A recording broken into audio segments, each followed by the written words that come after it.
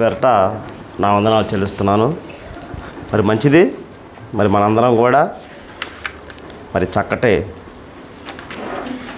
వాతావరణంలో దేవుని యొక్క మాటలు వినడానికి సిద్ధపడి ఉన్నాం కనుక మంచిది. మరి పోయిన వారం చెప్పబడినటువంటి అంశం అందరికీ తెలుసుగా. ఏం చెప్పబడింది? విశ్వాస జీవితానికి కావలసిన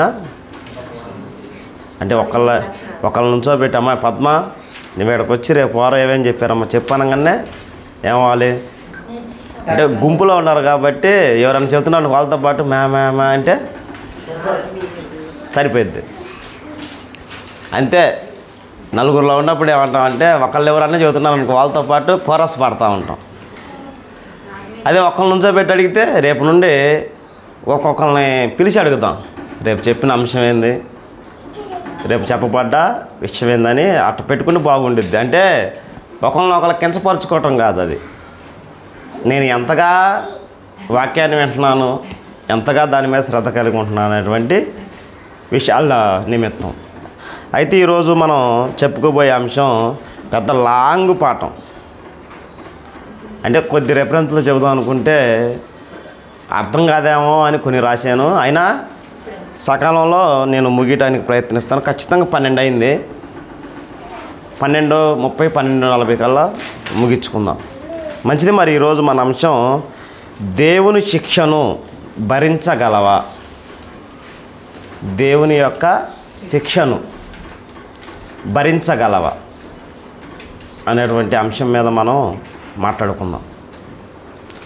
వాస్తవంగా మనకి గ్రంథాలు అర్థం కావాలి. కొన్ని విషయాలు బైబిల్లో ఉండే విషయాలు మనకు అర్థం కావాలన్నా, ఎదుటి వాళ్ళకు మనం బోధించాలన్నా కూడా, లేదా జ్ఞానయుక్తంగా మనం ప్రవర్తించాలన్నా కూడా, సందర్భరహితంగా మనం మాట్లాడాలన్నా కూడా మన గ్రంథాలు అర్థం కావాలి. మొట్టమొదటగా ఇచ్చినటువంటి గ్రంథం ధర్మశాస్త్రం, తర్వాత ఇచ్చినటువంటి గ్రంథం క్రొత్త నిబంధన.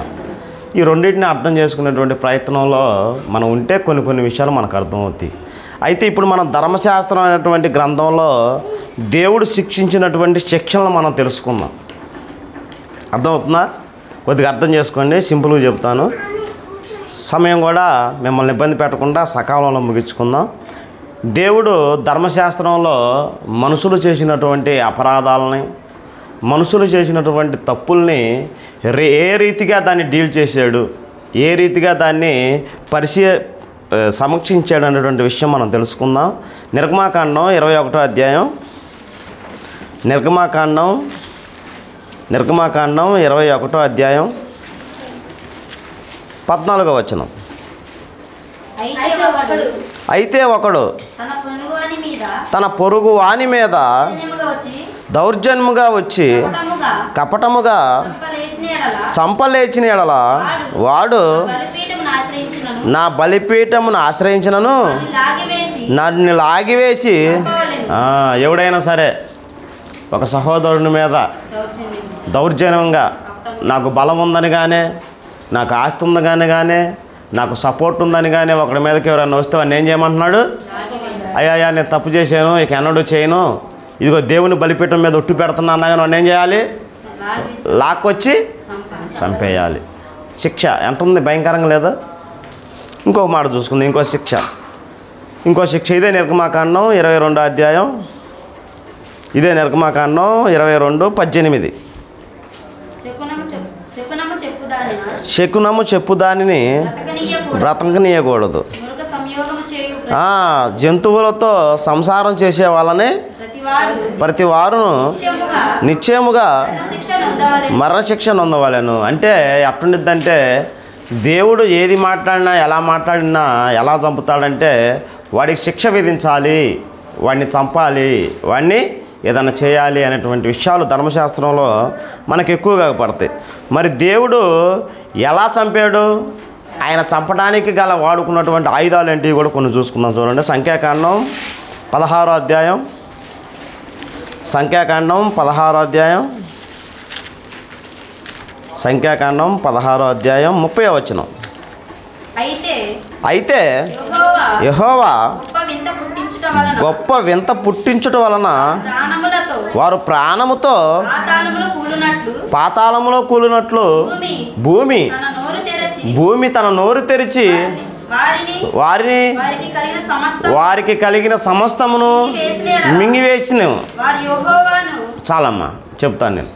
కోరాహు మోషే గారికి వ్యతిరేకమైనటువంటి నినాదం తీసుకొచ్చినప్పుడు, అంటే ఏమేమి నినాదం తీసుకొచ్చాడంటే, నువ్వేనా యాజక ధర్మం చేయాలి, మేము కూడా లేవేలుమేగా, మాకు చాలామంది ఉన్నారని చెప్పి 200 మందిని వేసుకొని పోయి ఆ మోషేకి అడ్డంగా వాదిస్తున్నటువంటి పరిస్థితుల్లో భూమి ఏం చేసిద్దంటే ఇలా నోరు తెరిచి కోరాహు యొక్క కుటుంబాన్ని మొత్తాన్ని కూడా ఏం చేసిద్దంటే మింగేసిద్ది.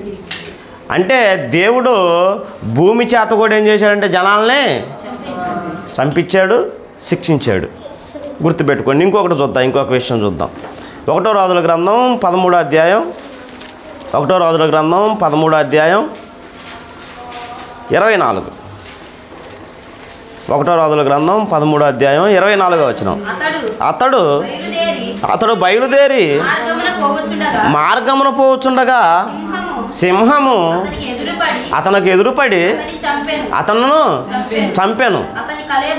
అతని కళేబరము మార్గమందు పడి ఉండగా గాడిద దాని దగ్గర. అంటే మీరు ఇక్కడ చూడాలంటే సింహం ఒక చోట ఉంది, గాడిద ఒక చోట ఉంది, శవం ఒక చోట ఉంది. పులి ఏం చేసింది, సింహం ఏం చేసింది, గాడిదని టచ్ చేయట్లా. దేవుని యొక్క నియమాన్ని, దేవుని యొక్క చట్టాన్ని వ్యతిరేకించినటువంటి ప్రవక్తను ఏం చేసిందంటే చీల్చి అడపడేసి నుంచుంది. అంటే దేవుడు తలుచుకుంటే జంతువుల చేత కూడా చంపించాడు ఆ రోజుల్లో. మీరు చూసుకుంటే కోకొల్లలుగా ఉంటాయి రెఫరెన్స్లు, గుట్లుగా ఉంటాయి ధర్మశాస్త్రంలో పాపం చేసిన వాళ్ళ విషయంలో. ఇంకొక మాట చూసుకుందాం. సంఖ్యాకాండం 25వ అధ్యాయం, సంఖ్యాకాండం 25వ అధ్యాయం, సంఖ్యాకాండం 25వ అధ్యాయం 8వ వచనం. సమాజము నుండి లేచి ఏటను చేత పట్టుకొని ఎవరైతే వ్యభిచారం చేస్తున్నారో వాళ్ళ చోటికి వెళ్ళి ఆ ఇశ్రాయేలీయుడైన వెంబడి వెళ్ళి ఆ ఇద్దరిని అనగా ఎవరెవరు ఆ ఇశ్రాయేలీయుడిని ఆ స్త్రీని కడుపులో గుండా దూచిపోవునట్లు పొడిచాను. ఎవరితను? ఇతని పేరు ఫీనెహాస్. పెద్దగా చెప్పండి, తెలిసిన వాళ్ళు, డౌట్ ఏం పడాల్సిన లేదు. ఎవరు అతను? ఫీనెహాస్. ఇశ్రాయేలీలందరూ కూడా అన్ని జనులను తెచ్చుకొని వ్యభిచారం చేస్తుంటే మోషే గారు ఒక ఆజ్ఞ ప్రవేశపెడతాడు. మీలో ఉన్నటువంటి పెద్దలందరూ రండి, మీరు చెడిపోవడానికి కారణం వీళ్ళే, కాబట్టి మనందరం కూడా వచ్చి తీర్పు అనేది తెలుసుకుందాం, ఎవరెవరు ఎలాంటి తప్పులు చేశారు రండి అని చెప్పి ఈ సమాజం అంతా ఒక బాధల్లో ఉంటే ఒకడేమో వ్యభిచారం చేసే పనిలో ఒకడు ఉండవు. ఇంక ఇది ఓర్చుకోలేక దేవుని యొక్క కోపాన్ని, దేవుని యొక్క ఉగ్రుడైనటువంటి ఫీనెహాస్ ఏం చేశాడంటే ఒక బెల్లాన్ని తీసుకొని పోయి, ఎరా దీన్ని బట్టే గారా ఇన్నాళ్ళు మా పెద్దలు చచ్చిపోతున్నారు, దీన్ని బట్టే గారా దేవుడు మా మీదకు ఉగ్రుడయ్యాడని చెప్పి, ఈ మాత్రం కామన్ సెన్స్ నీకు లేదురా అని చెప్పి బెల్లం తీసుకొని ఏం చేశాడు, ఇద్దరిని ఒకేసారి పొడిస్తే స్త్రీకి పురుషులకి ఇద్దరికి ఒకేసారి పొట్టలో దించాడు.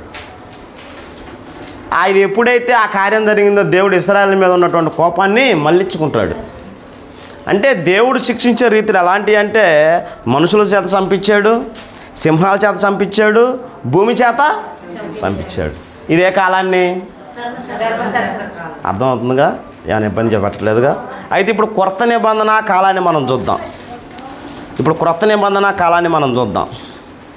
క్రొత్త నిబంధన కాలంలో యేసుక్రీస్తు ఒక మాట చెబుతున్నాడు. ఏమంటున్నాడంటే మత్తయి సువార్త 5వ అధ్యాయం 39.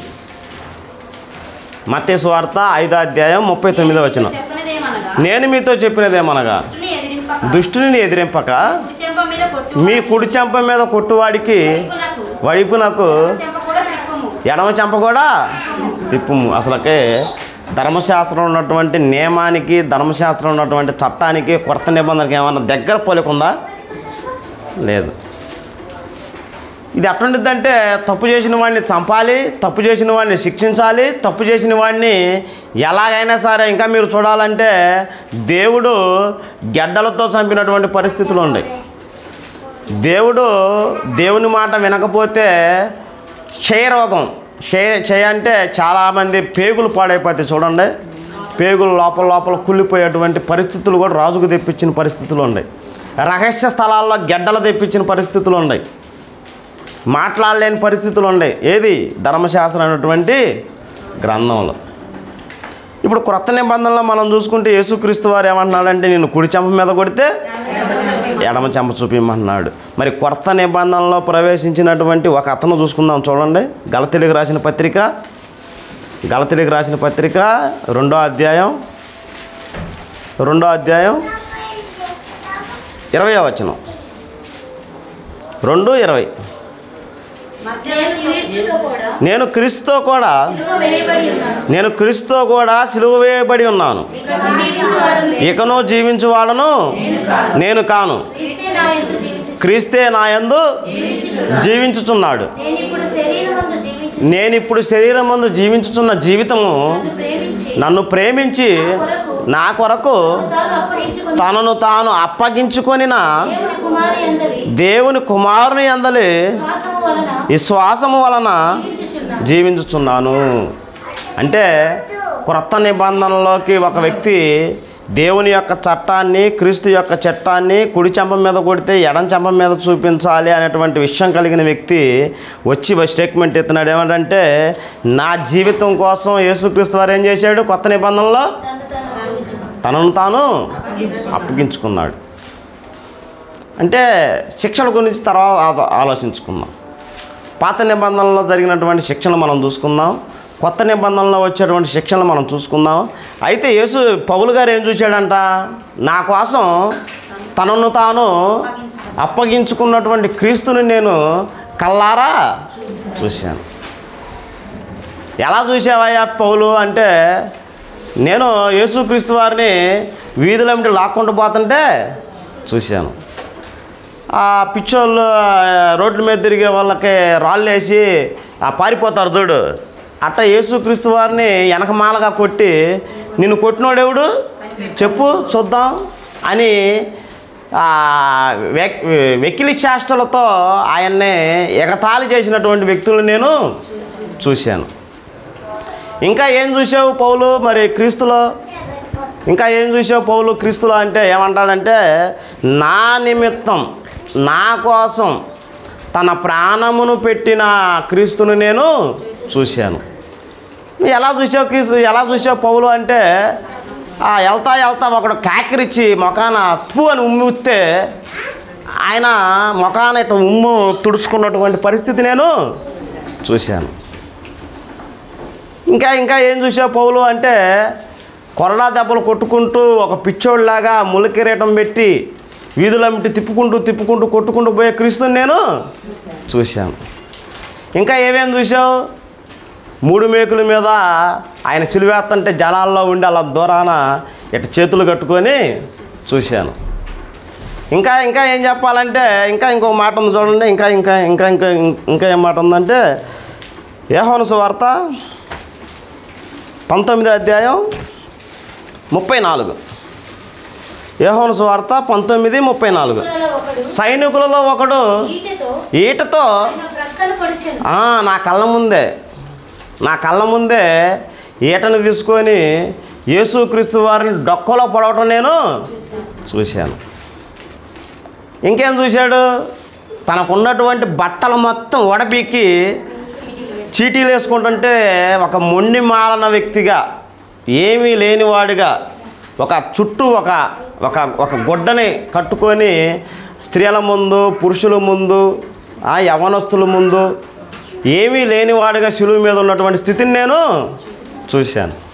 అందుకు నిమిత్తం ఏమన్నాడు? మళ్ళీ ఇందాక మనం చదువుకున్న విషయం, గలతీయులకు రాసిన పత్రిక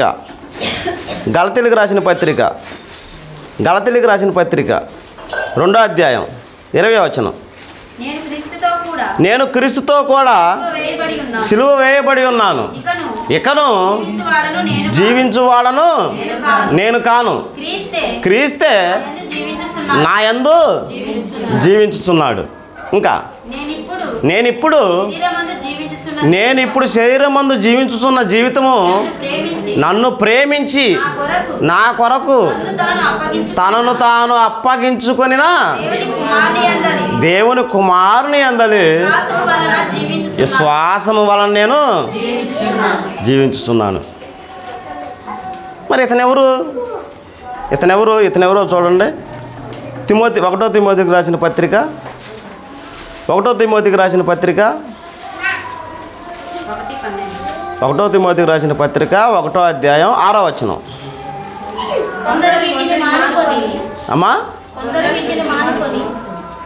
16 అనుకుంటా చూడండి. 12 చదవమ్మా.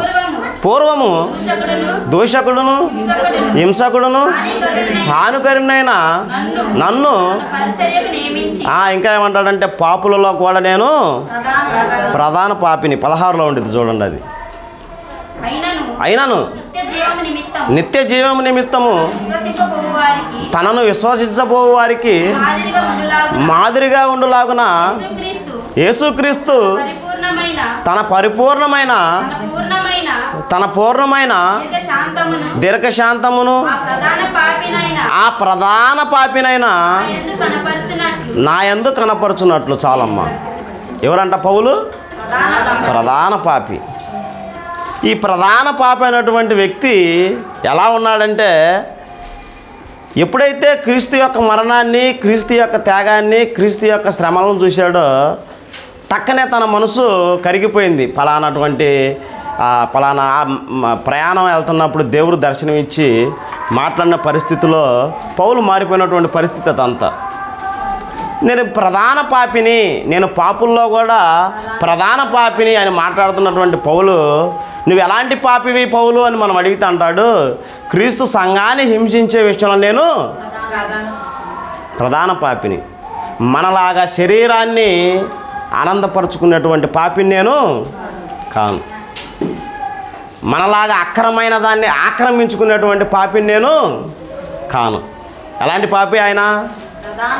తెలియక నా పితరులు, నా సంఘస్థులు, నా జాతి వాళ్ళు నాకందరూ కూడా చెప్పినటువంటి నియమాన్ని నమ్మి క్రీస్తుని ఎరుగక క్రీస్తు సంఘాన్ని హింసిస్తూ స్టెఫెను అనేటువంటి మరణాన్ని కూడా నేను స్వాగతిస్తూ మరణశిక్షణ ఉన్నటువంటి అమాయకుని చంపేటప్పుడు పక్కనే ఉంటూ చంపండి అని చెప్పి నేను ప్రేరేపించినటువంటి వ్యక్తిని. నేను ఇవన్నీ ఎందుకు చేశానో తెలుసా? నా పితరులు నాకు ఇచ్చినటువంటి చట్టాన్ని నమ్మి నేను దీన్ని చేశాను. నేనైతే నా శరీరాన్ని ఆనందింపజేసుకోవడానికి నేను పాపం చేయాల. నా ఈ చేతులతో ఒక దేవుణ్ణి మోసం చేయాల. నా కంటితోటి నేను ఎవరిని కూడా అసభ్యకరమైనటువంటి చూపు నేను చూడాల. నేను ఈరోజు ఎవరిని మోసం చేద్దాం, ఎవడు ఆస్తి నేను లాక్కుందాం, ఎవడిని ఎలాగ ప్రమేద పెడదాం అనేటువంటి ఆలోచన లేదు. అయినా కానీ నేను ఎవరిని? పాపిని. ఏ విషయంలో నేను పాపిని? సంఘాన్ని హింసించే విషయంలో నేను పాపిని. మనం ఏటి విషయంలో పాపులం? పౌలు ఏం చేశాడంటే, తను ఎరుగక సంఘాన్ని పాడు చేసే విషయంలో ప్రధాన పాపిని అన్నాడు. మనం అన్నీ తెలుసు, మనకి అన్నీ తెలుసు. ఏమేం తెలుసు అంటే ఇంక 1, 2, 3 అని చెప్పుకోవడానికి లేదు. ఎందుకంటే చాలా సంవత్సరాలు మనకు అందరికి అనుభవం ఉంది. పౌలు చేసిన పాపానికి ఎలా శిక్ష అనుభవించాడు? చూడండి. కొరింథీయులకు రాసిన పత్రిక 2వ కొరింథీయులకు రాసిన పత్రిక 11వ అధ్యాయం 23 3వ లైన్ కాను చదవండి. మరి విశేషముగా ప్రయాసపడితిని, మరి అనేక పర్యాయములు. ఎందుకు? నాకు శిక్ష పడాలి. ఎందుకు? నేనేం చేశాను? సంఘాన్ని నేను ఇంకా అపరిమితముగా దెబ్బలు తింటిని, అనేక మారులు ప్రాణాపాయంలో ఉంటిని, యూదుల చేత 5 మారులు, 1 తక్కువ 40 దెబ్బలు తింటిని. అంటే పౌలు చేసినటువంటి పాపానికి పౌలు ఆ యొక్క సమస్యలనే ఆనందంగా అనిపిస్తున్నాడు. పౌలు చేసినటువంటి పాపాన్ని, తనకు వచ్చేటువంటి సమస్యలని ఆనందంగా అనుభవిస్తున్నాడు. కొట్టండియా, నన్ను కొట్టండి, నేనేం చేశానో తెలుసా? క్రీస్తు సంఘాన్ని హింసించాను. స్టెఫెన్ను చంపడానికి నేను కారుకున్నాను. స్టెఫెనే కాదు, చాలామంది కూడా అలాంటి మార్గాన ప్రార్థనలకు వెళ్తుంటే యారికలా మీరు పోయేదని చెప్పి గుర్ర వేసుకొని టకా టకా టకా టకా టకా వెళ్ళి వాళ్ళ జడలు పట్టుకొని వాళ్ళ తలలు పట్టుకొని చంపించినటువంటి వ్యక్తిని. కాబట్టి నన్ను కొట్టండియా, నన్ను ఇబ్బంది పెట్టండి అని చెప్పి వేడుకున్నటువంటి వ్యక్తి ఎవరు? పౌలు గారు. మీకు ఇంకొక వ్యక్తి ఉన్నాడు. ఎవరు అతను? పేతురు గారు. మత్తయ్య గారైనా ఈయన ఎవరు అయ్యా? మరి పలానా చోట పలానా భోజనం చేసే కాడ యేసుక్రీస్తు వారితో కూడా నువ్వు ఉండవని చెప్పగానే ఏమంటాడు అతను? ఇతను ఎవరో నాకు తెలియదు అంటారు. కాదు, నువ్వు ఆ రోజు చేపలు పట్టేటప్పుడు మేము వలలో చూసామంటే అసలు నాకు చేపలు పట్టడమే రాదు. నువ్వు భలేవాళ్ళు లేకుండా మొన్న చలి కాసుకుంటే మేము చూసామన్నారు. అమ్మటి ఇంకొకరు వచ్చి ఏమన్నారు? నాకు తెలియదు అన్నాడు. తర్వాత అతను ఏమన్నాడో తెలుసా? అంటే బైబిల్లో లేదులే కానీ భక్తులు చనిపోతున్నప్పుడు వాళ్ళ పరిస్థితి ఎలా ఉందంటే, పేతురుని పట్టుకొని వీడు క్రీస్తు యొక్క బోధన వ్యాప్తి చేస్తున్నాడు, ఈయన ఏం చేయాలని చెప్పి రోమా ప్రభుత్వం గారికి తీసుకొస్తే రోమీలు ఏమన్నారంటే, ఈ యేసును వేసినట్టు ఇన్ని సిలువేయండి అన్నారు. సిలువేయండి అంటే, అయ్యా ఒక్క మాట, నేను యేసుక్రీస్తు వారు అంత గొప్పవాడిని కాదు, ఎందుకంటే నేను పాపుల్లో ప్రధాన పాపిని, ఎందుకంటే క్రీస్తు వారిని తెలిసి కూడా నేను తెలియదన్నానయ్యా. కాబట్టి నన్ను తలకిందులకు సిలువేసి సిలువ కింద ఏం పెట్టమన్నాడు అంటే మంట పెట్టమన్నాడంట. నన్ను మేకులతో కొట్టొద్దు, నన్ను తలకిందులుగా సిలువేసి సిలువ కింద ఒక 10-15 గడ్డి మామూలు తీసుకొచ్చేసి నిప్పి పెట్టండి అన్నాడంట. ఎందుకంటే మొట్టమొదటగా నా నోరు కాలిపోవాలా. ఎందుకు? క్రీస్తు ఎవరో నాకు తెలియదు అన్నాను కదా, క్రీస్తు ఎవరో నాకు తెలియదని నేను తూలినాడాను కదా. కాబట్టి నన్ను సింపుల్గా చంపొద్దు. నన్ను ఎలా చంపుతారంటే, నా తలకాయ కింద ఉండాలి, నా ముందు కాలిపోతే నా తలకాయ నా నోరు కాలిపోవాలి. మీరు ఇంకా చూడాలంటే బాప్టిజం ఇచ్చు యోహాను అలా చచ్చిపోయాడు.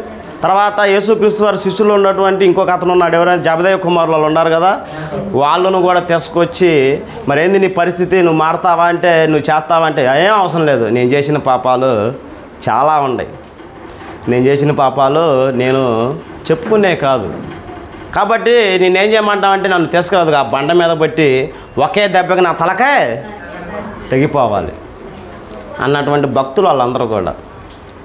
కొత్త నిబంధనలో దేవుడు ఎప్పుడు ఎవరిని శిక్షించడు, మరేం చేస్తాడు? అతను చేసినటువంటి తప్పులను మనం జ్ఞాపకం చేసుకొని జీవించడమే శిక్ష. మనము చేసిన తప్పులను, మనం చేసినటువంటి పాపాలను దినదినం జ్ఞాపకం చేసుకుంటూ జీవించడమే మన శిక్ష. దానికి మించింది ఏమన్నా ఉందా? వాళ్ళు మేము చేసిన తప్పును జ్ఞాపకం చేసుకుంటూ ఎలా ఉండాలంటే వెలిగిపోయారు, లోకాలను వెలిగించారు. మనం చేసిన తప్పులను మనం జ్ఞాపకం చేసుకుంటే ఎన్ని రోజులు జ్ఞాపకం చేసుకుంటాం? 2 రోజులు, 3 రోజులు, మహా అయితే 1 వారం. తర్వాత వాళ్ళు చేయట్లేదండి, ఇదిగో నా పక్కన ఉన్న అమ్మాయి చేయట్లేదండి, అదిగో నా పక్కన ఉన్న అబ్బాయి చేయట్లేదండి, అందరూ చేసేవాళ్ళు, అందరిలో నేను కూడా ఒకన్నా. కాబట్టి దేవుడు ఏమంటాడంటే, విరిగి నలిగిన మనసు ఆయనకేంటిది? విరిగి ఏమవ్వాలి? మనసు నలిగి, నేను చేసింది పాపమేరా, నేను చేసింది తప్పేరా, ఇన్నాళ్ళు నేను వర్షావాయా లేకుండా తిరిగానురా, వాళ్ళు చెబుతున్నా కానీ నేను పట్టించుకోలేదురా, దీనివల్ల నేను ఎంత అనుభవించానో నాకు తెలుసురా, ఇన్నాళ్ళు దొంగతనం చేయొద్దన్నా కానీ చేశాను రా అని మన మనసు ఏమవ్వాలంటే విరిగి నలిగిపోవాలి. నలిగిన వ్యక్తులు ఏమవుతారో తెలుసా? తన తప్పులను ఎన్నడూ మర్చిపోరు. పేతురు గారు మర్చిపోయారా? పౌలు గారు మర్చిపోయారా? పౌలు గారు మా వాస్తవంగా చెప్పాలంటే నేను నీతిమంతునని చెప్పుకోవాలా, అయినా కానీ నేను పాపుల్లో కూడా ప్రధాన పాపిని అన్నాడంటే, మేము చేసిన తప్పులు నా హృదయంలో, నా తలంపుల్లో ఎప్పుడు నెమరు వేసుకుంటా ఉంటే అటు జోలు నేను పాము మనం ఎవరు కూడా. ఒక్కోసారి కొన్ని విషయాలు ఎలా ఉంటాయంటే, ఒక జంతువు ఉందంట, ఏ జంతువు అంటే అది నిప్పుకోడి అంటారు. నిప్పుకోడి తన పిల్లలను కని అదే చంపిద్దంట, ముక్కుతో పొడిచి చంపిద్దంట. ఎందుకంటే దానికి 10 నిమిషాలకి మతిమరుపు వెళ్ళిపోయిద్దంట. అంటే కనిద్ది 10 నిమిషాలు, కన్న తర్వాత 10 నిమిషాల తర్వాత దాన్ని మతిమరుపు వచ్చింది. ఎమ్మట ఏం చేసింది పిల్లల్ని, ఏంటి వచ్చినాయి నన్ను చంపడానికి వచ్చినాయి అని చెప్పి ఏం చేసింది తెలుసా, వాటిని పొడిచి పొడిచి పొడిచి పొడిచి చంపేసిద్దంట. మనం నిప్పుకోడులా జీవించకూడదు. మనం చేసిన పాపాలు ఎలా ఉండాలంటే ప్రాయశ్చిత్తం చేసుకునేటట్టు ఉండాలి. ప్రాయశ్చిత్తం పౌలు గారు ఎలా చేసుకున్నారు, స్వార్థ వ్యాపించే విషయంలో ప్రాయశ్చిత్తం చేసుకున్నాడు. సంఘాలను నిర్మించే విషయంలో ప్రాయశ్చిత్తం చేసుకున్నాడు. సహోదరులు ఇబ్బందుల్లో ఉంటే సహాయం చేసే విషయంలో ప్రాయశ్చిత్తం చేసుకున్నాడు. నా జీవితం ఇంకో లోకం కాదు, నా జీవితం సర్వస్వం కూడా సంఘానికి అనేటువంటి విషయాల్లో ప్రాయశ్చిత్తం చేసుకున్నాడు. పాపం చేసేటువంటి మనసు ప్రతి ఒక్కళ్ళలో ఉండిద్ది, ఉండటం కామన్. అది నేను పాపం చేసేవాడిని కాదు అనేటువంటి వ్యక్తులు మనలో ఎవరూ లేవు. కాకపోతే మన పాపాలను మనం నెవర వేసుకుంటూ ఏం చేయాలో తెలుసా, ఇది నా జీవితంలో ఉండకూడదు, ఇది నాకు కావాల్సిందే, ఇది నాకు పొందాల్సిందే అనేటువంటి విషయం మనం గుర్తుపెట్టుకోవాలి. ఎందుకు గుర్తుపెట్టుకోవాలో 3 విషయాలు మనం మాట్లాడుకుందాం. చూడండి 3 విషయాలు.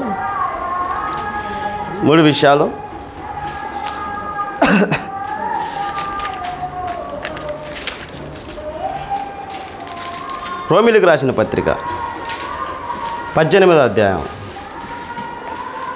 రోమిలికి రాసిన పత్రిక 18వ అధ్యాయం 1వ వచనం. 8:1 8వ అధ్యాయం 1వ వచనం. కాబట్టి మనము ఇప్పుడు క్రీస్తు యేసునందున్న వారికి ఏ శిక్ష లేదు. శిక్షించడానికి ఇది ధర్మశాస్త్రం కాదు, ఇదేంటిది ప్రేమించటానికే మనం బద్ధులమై ఉండాం. ప్రేమ చూపించటానికే మనం ఇక్కడ కూర్చున్నాం. ఈ ప్రేమ పౌలు గారు చూపించారు, మొదటి శతాబ్దపు సంఘంలో ఉన్నటువంటి భక్తులు అందరూ కూడా చూపించారు. చూపించవలసినటువంటి బాధ్యత మన అందరిదే ఉంది. పౌలు గారు చేసినటువంటి పాపాలు వేరు, పేతురు గారు చేసినటువంటి పాపాలు వేరు. మొదటి సంఘంలో వాళ్ళు చిన్న చిన్న పొరపాట్లకి ఎలా అన్నారంటే, అబ్బో నేను నాలంటోడు అసలుకే అనేటువంటి పరిస్థితిలోకి వెళ్ళిపోయారు. మన జీవితాలు ఎలా ఉండే చూసుకోండి. ఎలా ఉన్నాయి అంటే ఈ రోజుల్లో క్రీస్తు యొక్క త్యాగాన్ని కూడా మనం మర్చిపోయేటువంటి పరిస్థితుల్లో మనం ఉన్నాం. ఏమంటాడో చూడండి, హెబ్రీయులకు రాసిన పత్రిక 6వ అధ్యాయం 6వ వచనం. హెబ్రీయులకు రాసిన పత్రిక 6వ అధ్యాయం 6వ వచనం. 6:6. ఇప్పుడు మన పాపాల నిమిత్తం హెబ్రీయులకు రాసిన పత్రిక 6వ అధ్యాయం 6. యుగ సంబంధం అమ్మా. హెబ్రీయులకు రాసిన పత్రిక 6వ అధ్యాయం 6వ వచనం. శక్తుల ప్రభావమును అనుభవించిన తరువాత తప్పిపోయిన వారు విషయంలో దేవుని కుమారుని మరలా సిలువ వేయచ్చు బాహాటముగా ఆయనను అవమానపరుచుచున్నారు కనుక ఏం చేస్తున్నామంట, మనందరం కూడా దేవుని యందు యథార్థంగా జీవించిన పక్షాన మరలా మనం ఏం చేస్తున్నాం, ఆయన్నే. అదేంది ధర్మశాస్త్రంలో వచ్చినట్టు చావు రావట్లేదు మనకి అమ్మా. ధర్మశాస్త్రంలో తెగులు వచ్చినాయి కదా, ధర్మశాస్త్రంలో రహస్య స్థలాల్లో గెడ్డలు వచ్చినాయి కదా, ఆ పేగు వ్యాధులు వచ్చినాయి కదా, ఇంకా మనం చెప్పాలంటే కుష్టి వ్యాధి అవన్నీ వచ్చినాయి కదా. మరి ధర్మశాస్త్రంలో ఆ కింద వచనం చదవండి, యుగ సంబంధమైన దేవత కాకుండా మీరు చదవకమాది. దేవుని కుమారుని మాట్లా సిలువ వేయచ్చు. దేవుని కుమారుణ్ణి మరలా సిలువ వేయచ్చు. బాహాటముగా ఆయన్ని అవమానపరుచుతున్నారు. ఎలా అవమానపరుస్తున్నాం? సంఘానికి వస్తాం, మాదిరికరమైన జీవితం ఉండదు. సంఘానికి వస్తాం, సాక్ష్యం ఉండదు. సంఘానికి వస్తాం, సమాధానం ఉండదు. సంఘానికి వస్తాం, క్రమం ఉండదు. ఇవన్నీ లేకుండా మనం ఏం చేస్తున్నామంటే సమాజంలోకి పోయి క్రీస్తుని అవమానపరుస్తున్నాం. ఆ రోజుల్లో రోమీలు వేసారు సిలువ. ఈరోజు మనం ఏం చేస్తున్నాం? మాటంగా ఇదిగో మేము వేస్తున్నాం సిలువని, మేము వేస్తున్నాం రండి అని చెప్పి రోమీలు ఆ రోజు బోర్లో ఊది జనాలందరిని పిలిచి సిలువ వేసినట్టు మన ప్రవర్తన ద్వారా మనం ఏం చేస్తున్నాం? ఆయన్నే సిలువ వేస్తున్నాం. ఏ రూపంలో సిలువ వేస్తున్నాం చూసుకోండి. అంటే క్రీస్తు యొక్క త్యాగాన్ని, క్రీస్తు యొక్క సిలువ మరణాన్ని తెలుసుకున్న వాళ్ళు చనిపోవటానికే సిద్ధపడతారు, కానీ పాపం చేయటానికి వాళ్ళు సిద్ధపడరు. పౌలుకి ఏం జీవితం ఉందండి? చనిపోవటానికి. పౌలుకి ఏ జీవితం ఉందండి? పాడు చేసుకోవటానికి. పౌలుకి ఏ జీవితం ఉందండి? తన్నులు తినటానికి. పౌలుకి ఏం జీవితం ఉందండి? అంటే ఆయన అన్నీ అనుభవించాడంటారా మీరు చెప్పేది? ఆయనకేం తెలుసు అండి మాకున్న బాధలు అంటారా మీరు? అంటే ఒక వ్యక్తి క్రీస్తుని మనస్ఫూర్తిగా తన హృదయంలో భద్రపరుచుకుంటే ఉన్నటువంటి వ్యక్తి ఎవరయ్యా అంటే పౌలు, పేతురు, మొదటి శతాబ్దపు సంఘస్థులు. మనందరం కూడా ఏం చేస్తున్నాం తెలుసా? ఉన్నట్టే ఉంటాం కానీ ఉండడు. ఉన్నట్టే ఉంటాడు కానీ మనలో ఉండడు. ఎలా ఉండడంటే ఏమంటున్నాడంటే బాహమాటముగా వేడుకగా మనం ఏం చేస్తున్నామంటే యేసు ప్రభువుని మరలా మనం సిలువేస్తున్నాం. ఎలా వేస్తున్నామంటే మన ప్రవర్తన ద్వారా, మన పనుల ద్వారా, మన కోరికల ద్వారా, మన మాటల ద్వారా, మన యొక్క స్థితి ద్వారా ఏం చేస్తున్నామంటే ఆయన మరలా సిలువేస్తున్నాం. స్త్రీలు చాలామంది ఉంటారు, ఏదన్నా చిన్న దెబ్బ తగిలినా, ఏదన్నా గాయం జరిగినా భలే శుతిమెత్తని మనుషులు కాబట్టి బాధపడతారు వాళ్ళు. కామన్గా అది. ఎందుకంటే పురుషుడికి ఉన్నటువంటి ఆలోచన వేరు, స్త్రీకి ఉన్నటువంటి ఆలోచన వేరు. ఆ రోజుల్లో యేసుక్రీస్తు వారు అమ్ముడు కూడా చాలామంది అమ్మడబడి బాధపడుతున్నారంట, రొమ్ములు కొట్టుకుంటున్నారంట, ఏడుస్తున్నారంట.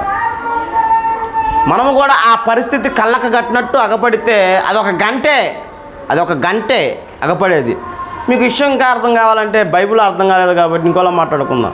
ఇప్పుడు సినిమాకి వెళ్ళామండి. సినిమాకి వెళ్ళిన తర్వాత ఆ సీను మనల్ని ఏడిపించింది అనుకోండి, హాల్లో ఏమైంది? మనకి ఏడుపు వచ్చేసి కామన్గా ఏడ్చేస్తాం. ఏడ్చిన వాళ్ళు లేరా పాత రోజుల్లో? మీరు సినిమాకి ఎవరు వెళ్ళలేదు ఎవరు? టీవీలో అయినా ఏదైనా కానీ ఒక గంటన్నర సినిమా చూస్తేనే మీరు ఎమ్మటే ఏడిచేసి బయటకు వచ్చి ఇదవుతారు. అది ఎంతసేపు ఉండిద్ది నాకు తెలిసి? మళ్ళీ ఇంటికి వచ్చి ఇంకో దాన్ని ఏదన్నా చూసి అంతవరకు అదే ఉండిద్ది మనసులో ఉండిద్ది. క్రీస్తుని మనం అలా చూడకూడదు. క్రీస్తు జీవితం మనం అలా చూడకూడదు. ఎందుకంటే అలా చూస్తే మనకు ఏడుపు వచ్చిద్ది, కాకపోతే మనసులో ఉండదు. ఎలా చూడాలంటే విశ్వాసం ద్వారా చూడాలి. అమ్మో నేను చేసే పాపానికి ఆయనకు సిలువేస్తున్నారా?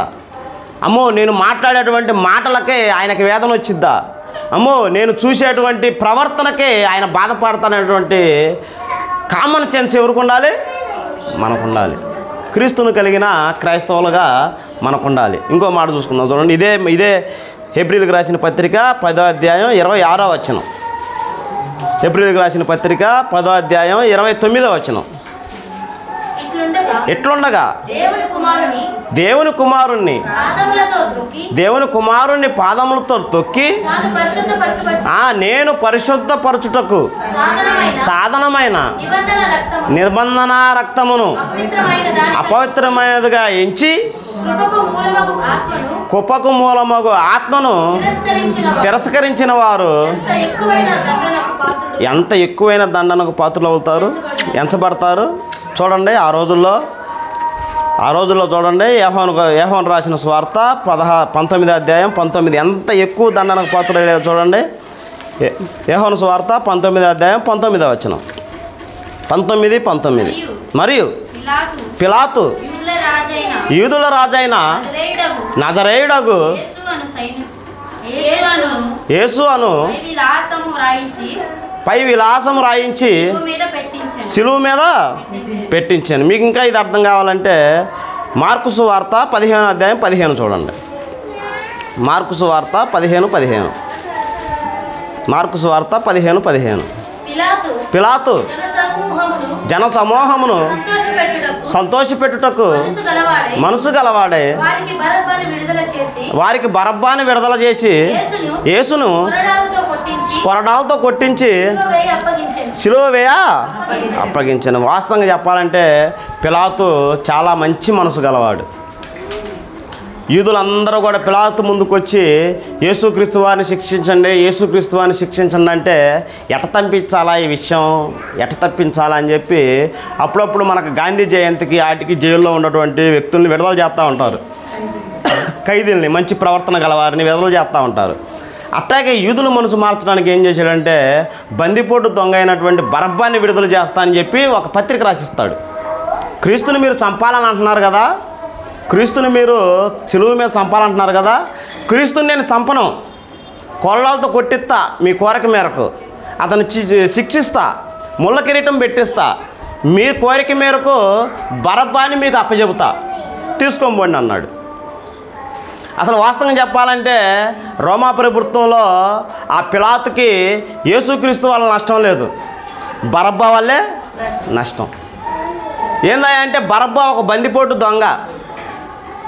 బందిపోటు దొంగ ఏం చేస్తారంటే రోమా ప్రభుత్వాన్ని దోచుకొని ఇశ్రాయేలుకు పంచి పెడతా ఉంటాడు. ఆ విశ్వాసంతోనైనా వీళ్ళు క్రీస్తుని విడుదల ఓకే మాకు బరబ్బా ఇష్టం అంటారని చెప్పి ఒక చొరకేశాడు. అయినా కానీ వాళ్ళు ఒప్పుకున్నారు. ఏమన్నారు? లేదు, వాడిని చంపాల్సిందే అన్నప్పుడు ఒక నీళ్లు తేండి అని చెప్పి నీళ్లు తెప్పించుకొని ఈ పాపం మా మీదను మా కుటుంబం మీద రాకూడదని చెప్పి చేతులు కడుక్కున్నాడు. అప్పుడు ఎదురుగా ఉండే వాళ్ళు ఏమన్నారు? ఈ పాపం మా మీదను మా పిల్లల మీదను రావాలని కోరుకున్నారు. దేవుడు ఏమన్నాడు? పైనుండి శుభం కలుగునుగాక అన్నాడు. శుభం అలా జరుగునుగాక అన్నాడు.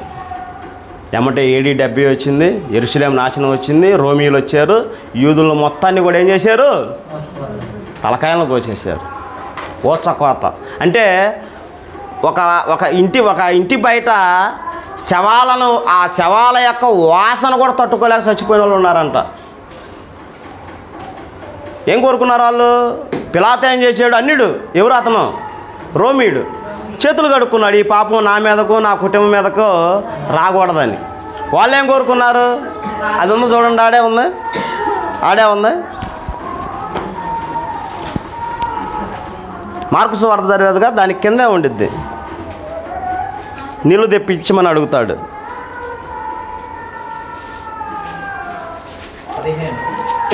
15:15లోని పైన కింద ఉండిద్ది. 15 చదివింది ఇప్పుడు అమ్మాయి. అలాగే పిలాతు అలాగైతే మరలా వారిని అడిగాను. వాళ్ళు ఎవడో అసలు గౌరవం కూడా లేదండి. ఎవరో అతను వాడిని సిలువేయమని మరలా భయంకరమైన గోల చేశాను. అందుకు పిలాతు ఎందుకు ఏం చేశాడా అతను? అసలు బరబ్బాయే కదా మా రాజ్యాన్ని కూలగొట్టింది, బరబ్బాయేనే కదా మేము దాచిపెట్టినటువంటి ధనాన్ని ఎత్తకపోతుంది. అసలు యేసుక్రీస్తు వారు ఏం చేశాడు? మీరు అందరూ చంపంటున్నారు అడిగితే ఏమన్నారు? చెప్పలా సమాధానం. వాడేమంటారు? అంటే ఇంక మాటలతో పిలా తినడరా, గోల చేయండి అంటారు చూడు. వెనక మన కుక్కలు ఉంటాయి చాలామంది. ఒక నాయకుడు వచ్చినప్పుడు జై జై జై అంటారు చూడు.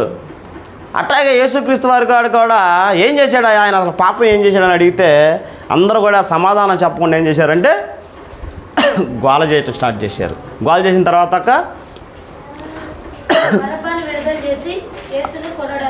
యేసును కొరడాలతో కొట్టించాను. తర్వాత మరలా ఒప్పుకోరు, మరలా సిలువేయాలని చెప్పినప్పుడు ఆ రెఫరెన్స్ దొరకలేదనుకుంటే తర్వాత చూసుకుందాం.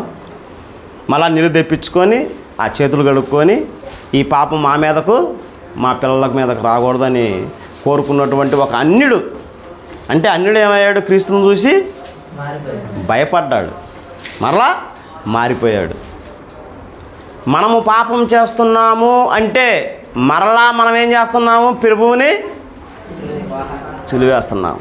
ఒకవేళ నేను చేస్తున్నటువంటి వ్యభిచారానికి శిక్ష రాలేదే, ఒకవేళ నేను చేస్తున్నటువంటి దొంగతనానికి శిక్ష రాలేదే, ఒకవేళ నేను మాట్లాడుతున్నటువంటి దూషణ మాటలకు శిక్ష రాలేదే అంటే మన మీద ఏమేమి పని చేస్తున్నాయో చూడండి ఒక్కసారి. మన మీద ఏమేమి పని చేస్తున్నాయో చూడండి. రోమీలకు రాసిన పత్రిక 8వ అధ్యాయం 26. రోమీలకు రాసిన పత్రిక 8వ అధ్యాయం 26 వచనం. అటువలే ఆత్మయు మన బలహీనతను చూచి సహాయం చేయుచున్నాడు. ఏలయనగా మనం యుక్తముగా ఎలాగ ప్రార్థన చేయవలెనో మనకు తెలియదు కానీ ఉచ్చరింప సఖ్యము కానీ మూలుగులతో ఆ ఆత్మ తానే మన పక్షముగా విజ్ఞాపం చేసిన. ఏం చెబుతున్నాడు? ఒకవేళ శ్యామ అనుకోండి పొరపాటు చేశాడు, ఏమలయ్యా పానీ కొద్దిగా ఏదో కుటుంబం ఉంది, ఈసారి వచ్చే వారం కల్లా శ్యాము చేంజ్ అవుతాడు. ఈసారి వచ్చే వారం కల్లా తన జీవితం మార్చుకుంటాడు. ఇదిగో నేను చెబుతున్నా, ఇదిగో నీకోసం నేనేం చేస్తున్నా, విజ్ఞాపన. ఎవరు? మన నిమిత్తం పరిశుద్ధాత్మ దేవుడు. వద్దులే, శిక్షించొద్దులే, మంచి వ్యక్తే, ఆ మంచోడే, శిక్ష వద్దులే. ఈ ఒక్కసారికి వచ్చే వారం కల్లా చూద్దామని చెప్పి ఎవరు చేస్తున్నారు? మన నిమిత్తం పరిశుద్ధాత్మ దేవుడు మన నిమిత్తం విజ్ఞాపన చేస్తున్నాడు. మళ్ళీ ఇంకెవరు చేస్తున్నారు చూడండి, రోమీలకు రాసిన పత్రిక 8వ అధ్యాయం 34. అమ్మా, శిక్ష విధించువాడెవడు? ఒకళ్ళు చదవండి, గందరగోళంగా ఉంది. చనిపోయిన క్రీస్తు యేసే, అంతేకాదు మృతుల్లో నుండి లేచిన వాడును, దేవుని కుడిపాశమున ఉన్నవాడును, మన కొరకు విజ్ఞాపనమును కూడా చేయవాడును. ఇంకా పరిశుద్ధాత్మ దేవుడే కాదంట, మన నిమిత్తం ఎవరు చేస్తున్నారు? ఇప్పుడు ఒకవేళ పిలుపు చేసాడు అనుకోండి, తొందరపడేదన్నా బూతి మాటో లేదా తొందరపాటో ఏదైనా చేశాడు అనుకోండి, క్రీస్తు పిలుపు నిమిత్తం ఎవరు విజ్ఞాపన చేస్తున్నారు? పౌన్ అయ్యా తెలియక చేశాడు, ఏదో అంత అనుభవం లేదులే, ఇవి ఒక్కసారేలే అని మనల్ని, మన నిమిత్తం, మన రక్షణ నిమిత్తం ఎవరు చేస్తున్నారు? యేసుక్రీస్తు వారు చేస్తున్నారు. ఇంకా ఎవరు చేస్తున్నారో చూడండి, ఎఫ్సీలకు రాసిన పత్రిక 1వ అధ్యాయం 19. ఎఫ్సీలకు రాసిన పత్రిక 1వ అధ్యాయం 19వ వచనం. ఎఫ్సీలకు రాసిన పత్రిక 1వ అధ్యాయం 19వ వచనం. 19వ వచనం. ఎఫ్సీలకు రాసిన పత్రిక, ఆయన మిమ్మల్ని పిలిచిన పిలుపు వలనైనా నిరీక్షణ ఎట్టిదో పరిశుద్ధులలో ఆయన స్వాస్థ్యం యొక్క మహిమ ఐశ్వర్యం ఎట్టిదో ఆయన క్రీస్తునందు వినియోగపరిచిన గుణాతిశయమును బట్టి విశ్వాసం ఉంచు మన యందు ఆయన చూపుచున్న శక్తి యొక్క అపవిత్రమైన మహాత్యం ఎట్టిదో మీరు తెలుసుకొనవలనని మన ప్రభు అయిన యేసుక్రీస్తు యొక్క దేవుడైన మహిమా స్వరూపియగు తండ్రి అమ్మా తనను తెలుసుకొనుట యందు మీకు జ్ఞానమును ప్రత్యక్షత గల మనసు అనుగ్రహించినట్లు నేను నా ప్రార్థనల యందు మిమ్మును గురించి జ్ఞాపకము ముక్కలు ముక్కలు చదువుతున్నారు. విజ్ఞాపన అంటే మన నిమిత్తం పరిశుద్ధాత్మ దేవుడు విజ్ఞాపన చేస్తున్నాడు, యేసుక్రీస్తు వారు విజ్ఞాపన చేస్తున్నాడు. ఆదిమ సంఘంలో ఉన్నటువంటి భక్తులందరూ కూడా మన నిమిత్తం ఏం చేస్తున్నారు? అందుకమ్మయ్య, అందుకు మనం ప్రాణాలతో ఉన్నాం. అంతే అంటారా అన్న అశోక్ అన్న? మనం చేసే పాపాలకు మనం ఎందుకు ఇంకా జీవించుంటున్నాం? ఏం లేదురా, దేవుడు లేడు, దెయ్యం లేదు, ఇదంతా ఏదో కథల్లాగా ఉందరా. ఇప్పుడే పోయి వచ్చా, జస్ట్ ఇప్పుడే అదిగో అటు పోయి ఇటు వచ్చా, ఏం చేసి వచ్చాను తెలుసా నీకు? అయినాక నేను బతికే ఉన్నాను కదా. ఇప్పుడు ఇదిగో ఇప్పుడే వాడిని ఇది చేసి వచ్చా, అదిగో ఆ అమ్మాయిని ఇది చేసి వచ్చా, ఇది చేసి వచ్చా అనుకుంటున్నాం. మరి చావట్లేదే మనం? మరి పాత నిబంధనలు అందరూ చచ్చారు, విచారం చేసిన వాళ్ళు చచ్చిపోతున్నారు, దూషించిన వాళ్ళు చచ్చిపోతున్నారు, మరణం వాళ్ళని మింగేసినటువంటి పరిస్థితులు ఉండే, సింహం వచ్చి చీల్చేసిన పరిస్థితులు ఉండే, ఆ బల్లాలతో పొడిచిన సందర్భాలు ఉండే. మరి మనం చావట్లేదే? నీతిమంతులమనే, యథార్థపరులమనే, గొప్పవాళ్ళమనే, ధనం ఉందనే, ఏముందని మనం చావట్లేదంటే మన వెనక మన ప్రాణాల నిమిత్తం, మన మార్పు నిమిత్తం పరిశుద్ధాత్మ దేవుడు ఏం చేస్తున్నాడు? యేసుక్రీస్తు వారు ఏం చేస్తున్నాడు? ఆదిమ సంఘంలో ఉన్నటువంటి అపోస్తులు ఏం చేస్తున్నారు? ఒక అవకాశం అయ్యా వాళ్ళకి, పిల్లలేయ్యా తెలియదులేయ్యా, ఏదో తొందరపాటు. ఈసారి ఇదిగో ఈ వారం చేసినటువంటి పరిస్థితి రేపు వారం వాళ్ళు తెచ్చుకోరయ్యా అని చెప్పి మన నిమిత్తం ఏం చేస్తున్నారు? అందుకు మనం ఇంకా బతికే ఉన్నాం. లేకపోతే ఈ పాటికి ఆ పెట్టక మేకులు కొట్టి భూస్థాపన చేసేవాళ్ళే, పాట పాడేవాళ్ళు. పరదేశులము ప్రియులారా మనని. అవునా కదా? అంటే మనం చేసే పాపాలు ఎలాంటివి అంటే మరణానికి మనకి అర్హత ఉన్నటువంటి పాపాలు అవన్నీ కూడా. ఎందుకు నేను పాపం చేసినా బతికే ఉంటున్నాను, ఎందుకు నేను పాపం చేసినా జీవించే ఉంటున్నాను, అరే నాకేం లేవే, చెయ్యి బాగానే ఉంది, కాలు బాగానే ఉంది, పచ్చపాతం రాలేదు, పేగుల్లో మంట గంట ఏమీ లేదు అనుకుంటున్నామంటే మన నిమిత్తం 3 వ్యక్తులు విజ్ఞాపన చేస్తున్నారు. ఎవరికి? లేకపోతే ఒక చిటికెత్తే చాలు ఏమైంది, అదేంటిది సొదొమ గొమొర్రా అంటారు, అది ఇప్పుడు కూడా ఏమీ మొలవట్లేదంట, గడ్డి కూడా ఏది కూడా మొలవట్లేదంట. సముద్రాన్ని చీల్చినటువంటి దేవుడికి మనల్ని చంపటం పెద్ద లెక్క, సొదొమ గొమొర్రాను తగలబెట్టిన దేవుడికి మనల్ని చంపటం ఒక లెక్క. అంటే మనం ఇప్పుడు దీన్ని బట్టి వివరాలుగా ఏం చేయాలంటే మన నిమిత్తం వాళ్ళందరూ విజ్ఞాపన చేస్తున్నారు కాబట్టి విస్తారమైన పాపం చేద్దాం అనుకోబాకండి దయచేసి. నేను ఎంత పాపం చేసినా నా గురించి వాళ్ళు ప్రార్థన చేస్తున్నారు కదా, నేను ఎంత పాపం చేసినా నా గురించి వాళ్ళు విజ్ఞాపన చేస్తున్నారుగా, కాబట్టి విస్తారమైన పాపాలు చేద్దామని ఎవరు అనుకోబాకండి. ఎందుకంటే దేవుడు ప్రతి వాడికి ఒక డెడ్ లైన్ గీశాడు. ఏంటిది అది? డెడ్ లైన్, మరణ దినం, చావు. యేసుక్రీస్తు వారికి కూడా దేవా నీ గ్రంథపు చుట్టల్లో నా గురించి రాయబడిన ప్రకారము నేను వచ్చాను, చేశాను, వెళ్ళిపోతున్నాను. కాబట్టి మనకు చావు అనేది ఎక్కడుందో మనకు తెలియదు, ఎప్పుడు రాశాడో మనకు తెలియదు, ఎలా రాశాడో తెలియదు. పోతా పోతా దారిలో మనం చచ్చిపోతామేమో, నిద్రలో చచ్చిపోతామేమో, తెల్లవారుజామున చచ్చిపోతామో, ఏదైనా పేరు చచ్చిపోతామేమో మనకు తెలియదు. చచ్చిపోయేలోపు మారు మనసు, ఆ మారు మనసు ఆశామాషామైనటువంటి ఆ మారు మనసుగా కాదు, విరిగి నలిగిన మనసు కావాలి. దయచేసి అందరూ గమనించుకోండి. ఎందుకంటే క్రీస్తు యొక్క త్యాగాన్ని గుర్తుపెట్టుకోండి. మనం చేసేటువంటి పాపాల నిమిత్తం ఆయన యొక్క మరణాన్ని మనం మరలా సిలువేస్తున్నటువంటి పరిస్థితులు మనకు ఉండేవి కనుక అందరూ కూడా శ్రద్ధ కలిగి దేవుని యొక్క వాక్యాన్ని విందారని, యవనంలో ఉన్నటువంటి మనందరం కూడా గొప్ప పరిచర్య చేయాలని, ధర్మశాస్త్రంలో ఉన్నటువంటి శిక్షలో ఈ రోజులో నాకు ఎందుకు రావట్లేదు అని మనం అనుకుంటే మన నిమిత్తం పరిశుద్ధాత్మ దేవుడు, తండ్రి యేసుక్రీస్తు వారు, అలాగే మొదటి శతాబ్దంలో ఉన్నటువంటి భక్తులు, అపోస్తులు మన నిమిత్తం విజ్ఞాపన చేస్తున్నారు కనుక మనం ఇంకా జీవించి ఉన్నాం. కాబట్టి మనం అందరం కూడా శ్రద్ధ కలిగి భయభక్తులతోటి మన యొక్క జీవితాన్ని, మన యొక్క కుటుంబాన్ని, మన యొక్క సంఘాన్ని ముందుకు తీసుకెళ్లాలని ప్రభుపేట కోరుకుంటూ నా యొక్క మాటలు ముగిస్తున్నాను. అందరికీ వందనాలు.